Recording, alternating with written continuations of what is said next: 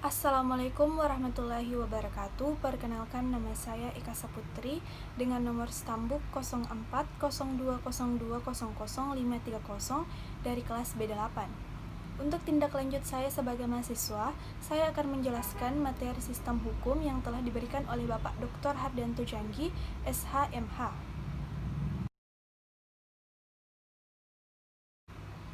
Langsung saja, nomor 1. Apa yang kalian pahami dengan sistem dan sistem hukum? Jawabannya, sistem berasal dari bahasa Yunani yaitu sistema, artinya keseluruhan yang terdiri dari macam-macam bagian. Sistem berdasarkan Kamus Besar Bahasa Indonesia, artinya perangkat unsur yang secara teratur saling berkaitan dan membentuk suatu totalitas. Dari pengertian sistem, dapat kita ambil pemahaman apa itu sistem hukum. Sistem hukum merupakan seperangkat aturan yang tersusun secara teratur serta berasal dari berbagai pandangan, asas, dan teori para pakar.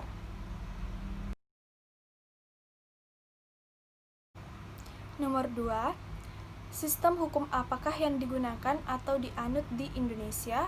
Jawabannya, Indonesia sendiri adalah negara yang menganut sistem hukum campuran dengan sistem hukum utama yaitu sistem hukum Eropa kontinental dan juga menggunakan sistem hukum adat serta sistem hukum Islam.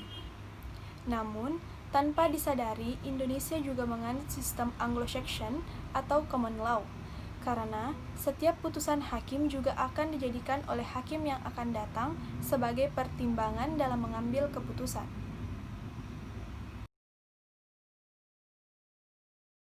Nomor 3, pada menit keberapa dijelaskan tentang sistem hukum Eropa kontinental dan sistem hukum Anglo-Saxon?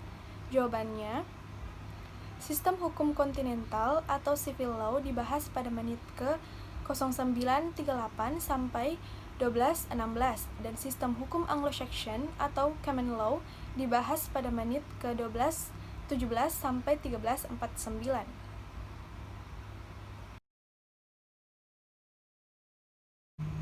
Nomor 4, menurutmu, bagaimanakah sistem hukum yang dianut di Indonesia?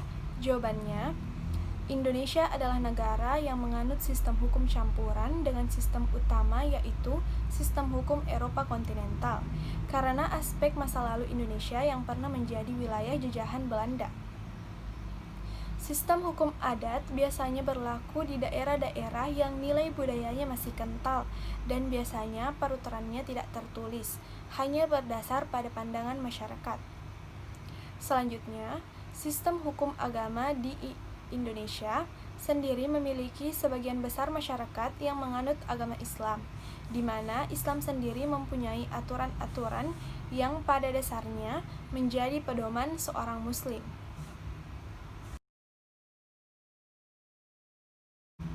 Nomor 5, sebutkan sumber-sumber hukum Islam yang kalian pahami. Jawabannya, 1. Al-Quran atau kitab suci bagi umat Islam yang diwahyukan oleh Allah kepada Nabi Muhammad dengan perantara malaikat Jibril. Kedua, As-Sunnah atau Al-Hadis, artinya segala perkataan dan perbuatan Nabi Muhammad. Ketiga, Ijtihad atau Ar-Ra'yu, artinya akal pikiran manusia dalam menemukan hukum baik dengan metode ijma, qiyas, marsali mursalah, dan lain-lain. Keempat, qiyas, artinya analogi dalam mencari sebanyak mungkin persamaan antara dua kejadian.